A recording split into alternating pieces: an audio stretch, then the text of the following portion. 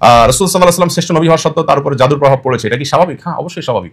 আর দুনিয়া বিল ওয়াসাইল লা বিল ফাজাইল, আরবিতে একটা প্রবাদ আছে, দুনিয়া তার সিস্টেমে চলবে। আপনি ওষুধ খাবেন ভালো হবেন, ওষুধ খাবেন না ভালো হবেন না।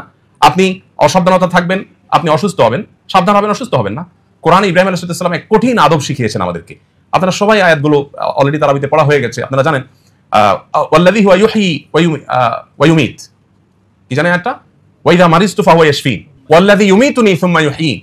তিনি সে আল্লাহ পরিচয় দিতে গিয়ে তিনি তার কওমকে বলেছিলেন যে তিনি আমাকে জীবন দেন, তিনি আমাকে মৃত্যু দেন। এগুলো সবগুলো আরবি গ্রামার যারা বোঝেন, আরবি গ্রামার অনুযায়ী মুতাআদ্দি ফেল, অর্থাৎ এমন ক্রিয়া যে ক্রিয়াতে কর্তা এবং কর্ম আলাদা থাকে। তিনজন ব্যক্তির প্রয়োজন হয়, তিনটা লাগে, কর্তা লাগে, কর্ম লাগে, তারপর কর্মটা পতিত হবে, তিনটা লাগে। এরপরের বাক্যটা বলছেন ওয়াল্লাযী ওয়া ইযা মারিজতু ফাহুয়া ইয়াশফিন, আমি যখন অসুস্থ হই তিনি আমাকে সুস্থ করেন। অদ্ভুত এক জিনিস আসলে। ইব্রাহিম আলাইহিস সালাম বলছেন যে আমি যখন অসুস্থ হই আল্লাহ তখন আমাকে সুস্থ করেন। হওয়াটা দরকার ছিল কি? বিশেষ করে আপনারা যেহেতু মেডিকেল স্টুডেন্ট আছেন, টিচাররা আছেন, ডাক্তাররা আছেন, আপনাদের জন্য এটা খুব গুরুত্বপূর্ণ, রোগীদের অন্তত কাউন্সিলিং এর জন্য আমার মনে হয় খুব গুরুত্বপূর্ণ। ইব্রাহিম আলাইহিস সালাম বলছেন যে আমাকে তিনি জীবন দেন, আমাকে তিনি মৃত্যু দেন, আমাকে সবকিছু তিনি দেন, সব আল্লাহ করেন, এটা বললেন। রোগের বেলায় আসার পর বলছেন ওয়া ইযা মারিজতু, আমি যখন অসুস্থ হই। কেন এটা বললেন? এখানেও তো আগের পরের শব্দগুলোর দাবি ছিল এভাবে বলা, ওয়া ইযা ইউমরিজুনি ফাহুয়া ইয়াশফিন। আরবিতে এভাবে বলা উচিত ছিল, মানে আগেগুলোর মিলালে, যে আমাকে যখন আল্লাহ অসুস্থ করেন তিনি আবার সুস্থ করেন। অসুস্থতাটাকে আল্লাহর দিকে সম্বোধন করেন নাই, অসুস্থতাকে নিজের দিকে সম্বোধন করেছেন। কারণ অসুস্থতাটা আমি বাধাইছি, আমার অসতর্কতার কারণে, দোষটা আমার। আল্লাহ সুস্থ করেন আপন অনুগ্রহে।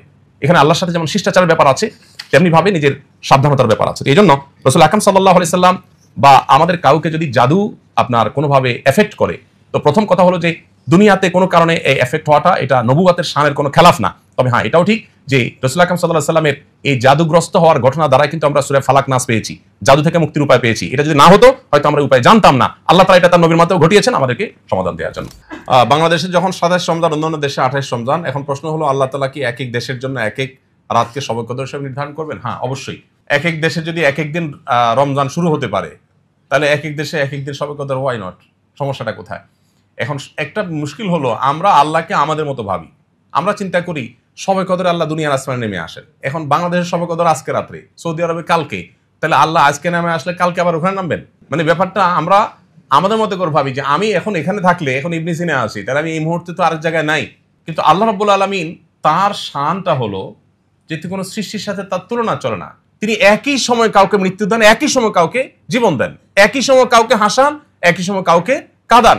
তার সাথে তার জন্য একই সময় অগণিত কাজ করাটা এটা সাংঘর্ষিক না? আমাদের জন্য সাংঘর্ষিক। আমরা পারি না একসাথে একাধিক কাজ করতে, বা একসাথে বিপরীতমুখী কাজ আমরা করতে পারি না। আল্লাহ দ্বারা সবকিছু সম্ভব।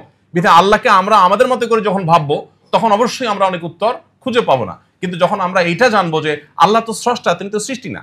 যেমন একটা কমন প্রশ্ন নাস্তিকদের থাকে যে সবাইকে আল্লাহ সৃষ্টি করছেন, আল্লাহকে কে সৃষ্টি করছে? এটা কমন প্রশ্ন না? দেখুন, এই প্রশ্নটাই একটা অবান্তর প্রশ্ন। কারণ আল্লাহকে কে সৃষ্টি করেছেন, এই প্রশ্নের পেছনে লুকিয়ে আছে আল্লাহকে সৃষ্টি হিসাবে ট্রিট করা। তার মানে আপনি আগে ধরেই নিয়েছেন যে আল্লাহ একজন সৃষ্টি, নাউজুবিল্লাহ, তাহলে তার স্রষ্টাকে। আল্লাহ যদি সৃষ্টি হয় তাহলে স্রষ্টা কে হবে? স্রষ্টা তো কাউকে হইতে হবে।